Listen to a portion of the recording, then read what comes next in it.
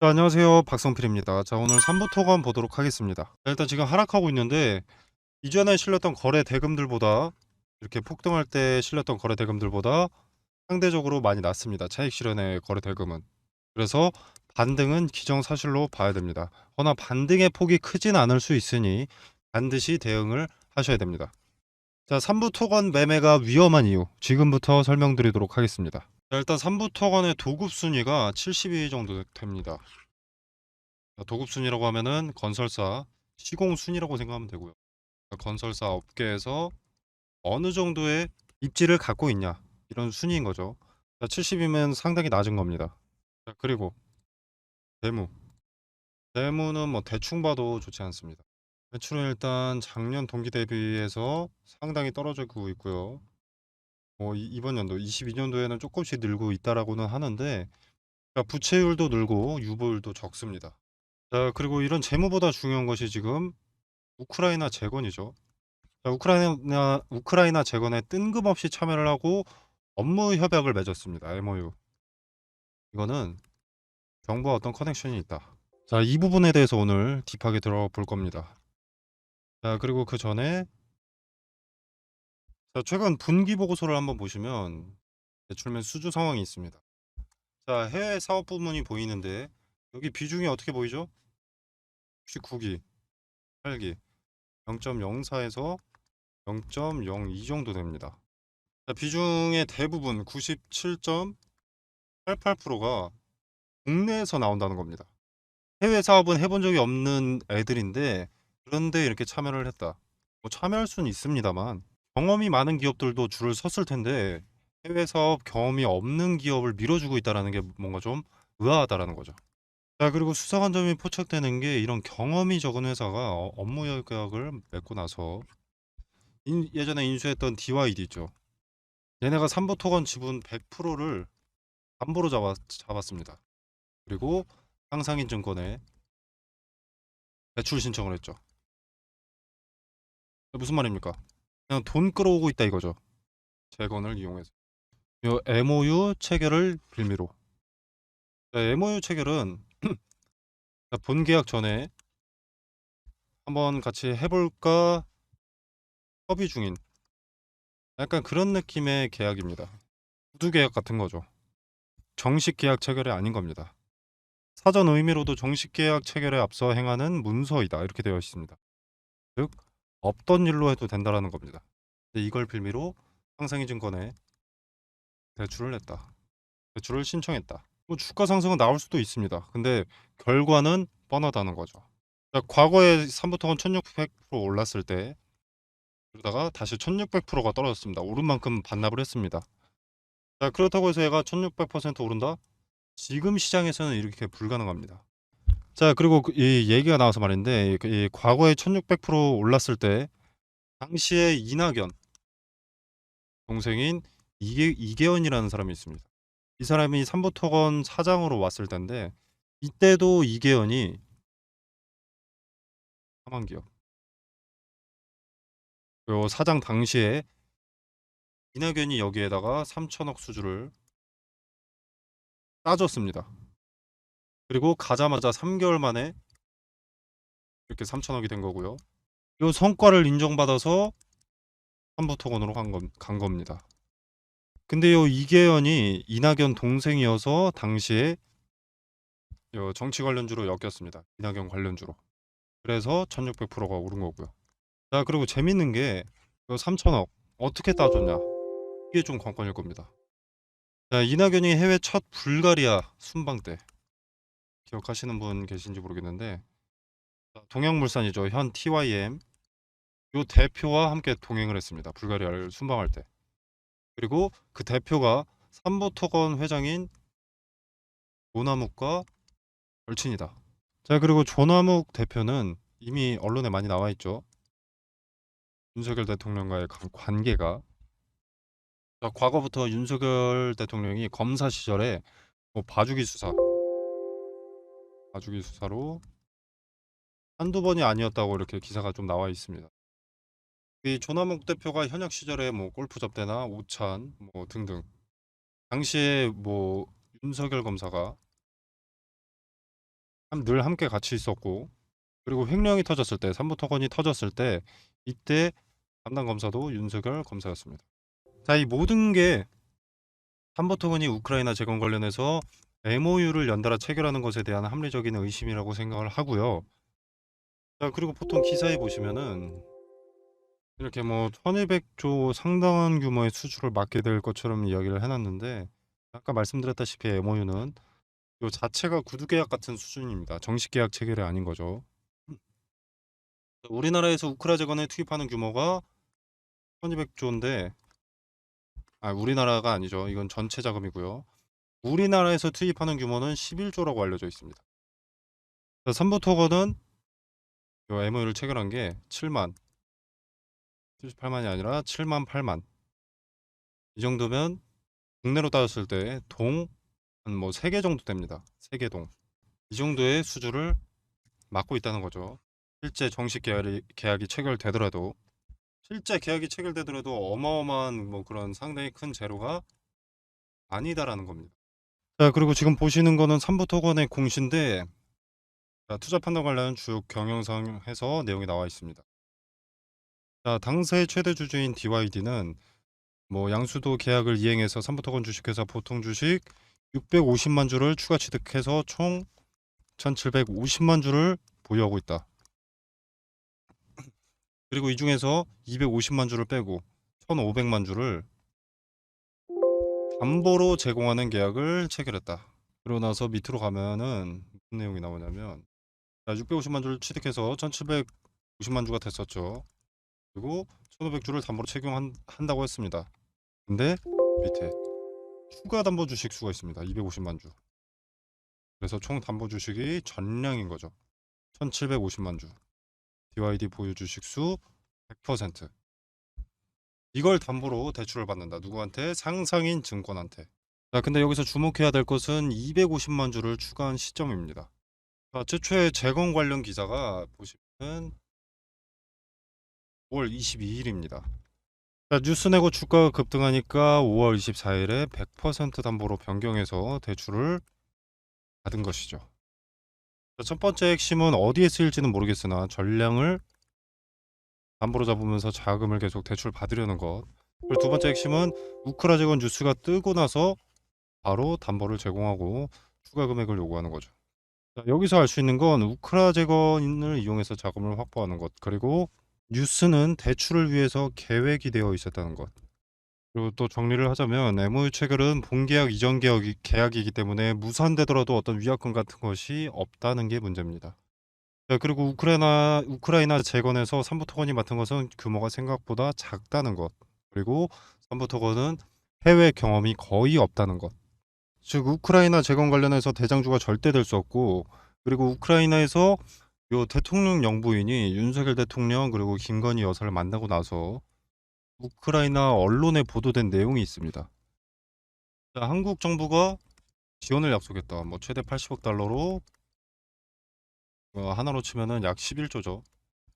그리고 금리를 0.15%, 최대 40년까지 지원하겠다.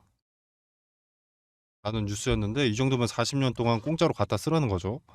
자, 물론 한국 정부에서 밝힌 것이 아니라 우크라이나 언론에서 나온 보도기 때문에 확실한 것은 아니지만, 만약에 이게 사실이라면 여론이 아작나는 건 순식간입니다. 자, 서민들에게는 대출해주면서도 50만 원을 대출해줘도 연 15.9%를 받고 있습니다. 자국민은 등한시하고 11조에 달하는 돈을 40년 무이자로 장기 대출을 해준다라고 하면 우리가 생각할 수 있는 건 그거죠. 서민들이 생각할 수 있는 건 삼부토건의 수주가 도대체 어떤 이득이 있길래 이런 생각을 안 할래야 안 할 수가 없는 겁니다. 자, 물론 다시 한번 말씀드리지만 한국 정부가 아닌 우크라이나 정부에서 보도된 내용이긴 합니다. 그리고 이 뉴스는 러시아도 접했을 겁니다. 우크라이나의 뉴스를 안 보고 있을 이유가 없겠죠. 자, 러시아와 이 우크라이나 사이에서 지금 대한민국 우크라이나를 지원하고 있지만 그래도 어느 정도의 중립은 지켜야 됩니다. 이 60억 달러 하나로 11조 0.15%의 이자 40년간. 자, 이게 만약에 사실이라면 러시아 쪽에서 어떤 생각을 하겠습니까? 자, 그럼 어떤 생각을 떠나서 러시아 쪽에서 압박이 들어올 수 있습니다. 자, 그럼 사실이라고 하더라도 우크라이나 지원 조건은 달라질 수 있습니다. 자, 그러면 만약에 이게 사실이어서 주가에 반영이 됐더라면 어떻습니까? 그 상승분은 또 내뱉어야 되는 거죠. 자, 이건 뭐 하나의 경우의 수에 불과하지만 그럴 수 있다는 겁니다. 자, 리스크만 쌓고 있는 종목이 삼부토건입니다. 실체를 파보면 파볼수록 메리트는 없고요. 자, 그래서 지금 우크라이나 재건이 시장에 관심을 받을 때, 주가가 급등하는 상황일 때 대응을 해야 됩니다. 지금은 투자 경고로서 약간 주춤하는 상황이지만 제가 처음에 말씀드렸다시피 반등의 근거는 하나둘씩 나오고 있습니다. 자, 그리고 표면적인 재료상으로도 우크라 재건이 아직 끝난 것도 아니고 시작도 안 됐죠. 그리고 요 MOU 체결 더 나올 수도 있습니다. MOU는 말 그대로 이행하지 않아도 법적인 책임이 없기 때문에. 자, 이 종목은 단기 관점에서 트레이딩의 영역에서는 매력 있는 종목이겠지만 종목의 가치 자체만 놓고 판단했을 때는 만 원도 투자하기 아까운 리스크가 상당히 큰 종목입니다. 삼부토건은 정치 테마 주면서 우크라이나 재건 관련주입니다. 세력이 투자 경고 딱지만 없으면 마음대로 주가를 컨트롤할 수 있는 거죠. 올리는 것도 자유롭지만 거래 대금이 지금 상당히 많이 실리는 것을 봤을 때 개인들의 수급이 좀 많습니다. 자, 이 말은 무슨 말이냐? 세력의 차익 실현 도구가 되는 개인들이 많이 들어온다라는 거죠. 자, 투경 해제 최초 판단일 6월 9일입니다. 이때 전후로 탈출의 기회는 많지 않습니다. 딱 한 번일 가능성이 높고요. 다시 상승하려면 우크라이나 재건에 실제로 참여를 해야 되는데, 자, 우크라이나 종전은 한참 걸립니다. 지금도 뭐 러시아나 우크라이나 검색하면 습격하고 있다. 러시아가 곡물 협정을 파기를 시사했다. 곡물 협정 후에 바로 공습했다. 이런 뉴스가 나오는 마당이기 때문에, 자, 이때 못 빠져나가면 한참 동안 물려있거나 재산 반에 반토막 나거나 둘 중 하나가 됩니다. 자, 삼부토건 보유 중이신 분들, 물려있거나 수익 중이신 분들이나 상단에 보시는 전화번호로 평단가와 수량, 여러분이 얼마나 보유하고 있는지 이거 보내주시면 제가 매도가 깔끔하게 말씀드리고 왜 이 가격에 팔아야 되는지 자세하게 말씀드리도록 하겠습니다. 자, 그리고 대응 도와드리고 지금 같은 기회 예정에 기회비용을 낭비할 이유가 없습니다. 자, 대응을 함께 하신 분들이 많이 말씀하시는 게 이런 리스크 있는 종목 말고 기업의 가치가 높은데 부각되지 않은 그런 종목이 뭐가 있는지, 또는 종목 고를 때 어떤 기준으로 고르냐는 댓글이나 질문이 많았습니다.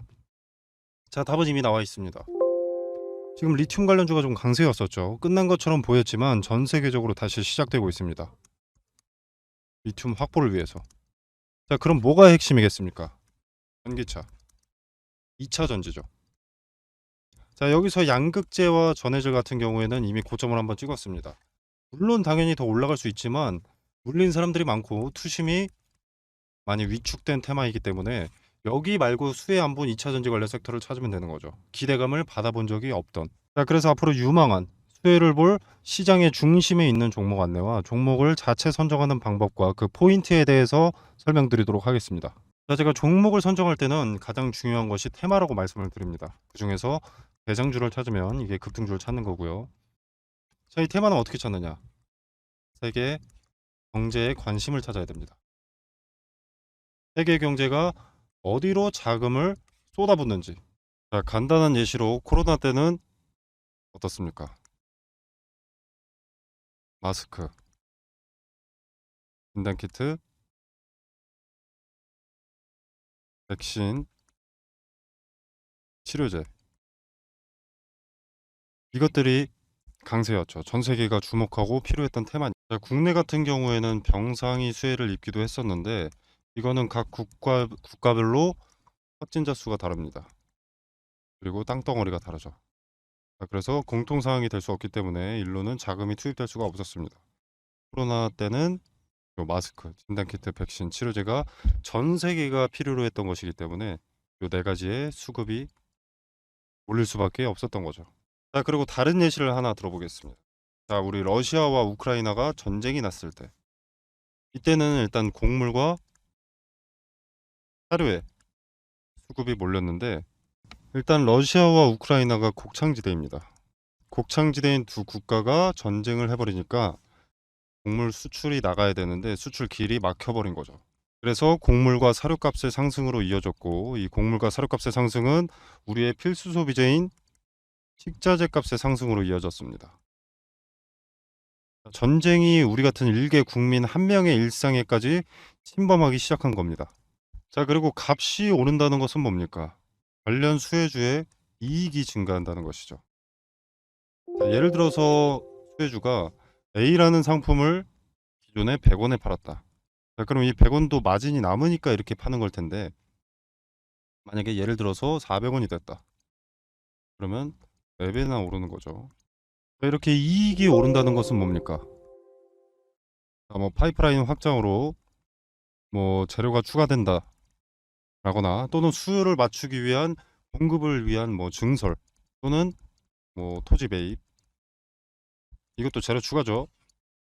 그리고 잉여 이익금으로 배당금의 증가라던가, 즉 주가 상승에 호재 기대감이 생기는 겁니다. 그래서 수급이 올리고 주가가 상승을 하게 되는 거죠. 그리고 지금은 전기차의 빠른 성장으로 2차 전지가 강세입니다. 현재 진행 중이고요. 자, 지금 인플레이션 감축법 세부 지침을 변경을 했었죠. 원래 세부 지침이 변경되기 전에 인플레 감축법이 뭐였냐면, 중국에서 뭔가를 만들기 위해서 광물을 들여온다. 그럼 너네 전기차 보조금 지원 못 해준다. 이거였습니다. 근데 세부 지침이 변경되면서 뭐 중국이나 인도네시아에서 광물을 받는 것까지는 오케이. 대신 FTA 체결국에서 50% 이상 가공을 해라. 그래야만 전기차 보조금 혜택을 지원해 줄 수가 있다. 이렇게 세부 지침을 변경한 겁니다. 자, 그래서 지금 수면 위로 떠오른 것들이 바로 원자재 가공 기업들이죠. 대표적인 수혜주이기 때문에. 자, 그래서 2차 전지의 구성을 일단 보면 대표적으로 양극재, 음극재, 전해질, 광박, 분리막 뭐 이렇게 있습니다. 자, 근데 양극재라던가 요 전해질 같은 경우에는 이미 많은 폭등을 했죠. 그리고 언론의 수혜 기업들이 노출이 되어 있습니다. 이미.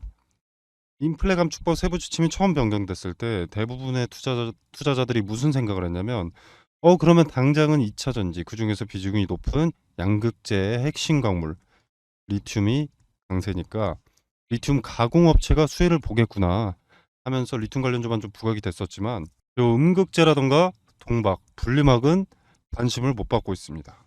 여기서 누가 대장주인지만 찾아내면 양극재를 제외한 음극재, 동박, 분리막은 먹을 게 차고 넘친다라는 거죠. 2차 전지는 양극재만 있다고 되는 것이 아니기 때문에 인플레 감축법에 뒤늦게라도 수혜를 보게 된다라는 겁니다. 자, 그리고 최근에 일부 증권사들에서 2차 전지에서 수급이 이동될 것이다. 제약 바이오라던가 로봇, AI, 반도체 일로 수급이 이동될 것이다. 이런 얘기들을 좀 하고 있는데, 일단 전 세계적으로 2차 전지에는 수백조 단위의 투자가 진행이 됐습니다. 앞으로도 수백조가 넘는 규모의 투자가 예정이 되어 있고요. 자, 무슨 말입니까? 제약 바이오로 수급이 옮겼다. 로봇, AI, 반도체로 수급이 이동됐다라고 하더라도 이미 투입된 자금이 너무 크기 때문에 단기간 내에 로봇, AI, 반도체로 수급이 다시 몰릴 수밖에 없다라는 겁니다. 자, 이때도 양극재만 그리고 전해질만 관심을 받게 될까요?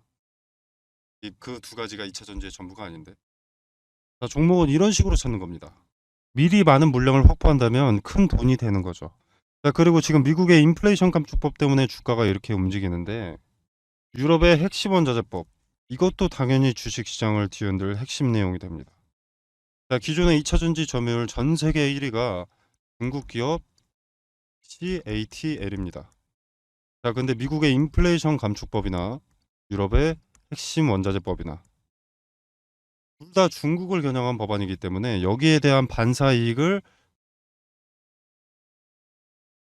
국내 기업이 받게 된다는 겁니다. 한국 기업에게는 다시 없을 기회가 되는 거죠. 자, 그러면 국내 기업들 물 들어올 때 노를 저어야겠죠. 당연히 사업 내용에 더 박차를 가할 수밖에 없습니다. 자, 무슨 말이냐? 자금을 더 많이 투입할 수밖에 없다는 겁니다. 2차 전지 사업 관련해서. 이 말은 호재들이 앞당겨진다라는 거죠. 그리고 기업이 빨리 성장하게 되는 것이고, 자, 기업의 빠른 성장은 더 빠르게 기업의 가치가 올라간다는 것이고, 가치가 오르면 어떻습니까? 주가는 자연히 오르죠. 그러면 개인 투자자인 우리한테도 기회가 되는 겁니다. 그래서 지금은 머뭇거릴 때가 아닙니다. 자, 지수의 영향을 잘 받고 변동의 폭이 가장 크면서 시총이 상대적으로 무거운 대장주죠. 대장주들을 제가 1차적으로 검열을 해놨습니다. 그리고 기업의 재무상 혹시라도 나중에라도 악재가 반영될 것이 있는지를 확인을 해놨습니다. 그리고 뭐 전환사채나 신주인수권 부사채로 장난치는 기업인지 파악을 해뒀고요. 최대 주주들의 과거 이력에 대해서도 좀 조사를 해뒀습니다. 그리고 인플레 감축법의 수혜를 받기 위해서는 국내에서 가공하는 기업이면 전혀 상관이 없는데, 만약에 주거래 업체한테 가공을 받아서 온다라고 하면은 FTA 체결국인가, 이것도 중요하기 때문에 이 부분까지도 체크를 해뒀습니다. 자, 전 세계 시장에 관심을 받고 있는 대한민국의 2차 전지 기업 수혜 종목 공유드리도록 하겠습니다. 상단에 010-2764-3885번으로 종목이라고 두 글자만 문자 메시지로 보내주시면 됩니다. 그럼 제가 체크해 놓은 이 종목 리스트, 2차 전지 후발 수혜 종목 리스트 보내드리도록 하고요. 제가 수혜 종목 공유 드리는 게 돈 받자고 하는 것이 아닙니다. 그리고 여러분한테 수혜 종목에 대해서 매수가나 매도가를 따로 말씀드리는 것도 아니고요. 그냥 정말로 움직이는지 지켜만 보셔도 됩니다. 매수하고 안 하고는 여러분의 자유지만 종목을 선정하는 방식이라도 조금 알아가셨으면 하는 바람입니다. 그래서 그저 지켜만 보시더라도 어떤 방식으로 종목을 선정했는지, 왜 이 종목을 선정했고, 종목 선정 전에는 어떤 것을 체크했는지 다 세세하게 말씀드리니까 한번 지켜라도 보시길 바라겠습니다. 자, 오늘 준비한 영상은 여기까지고요. 여러분의 성공 투자를 기원하면서 마무리하도록 하겠습니다. 감사합니다.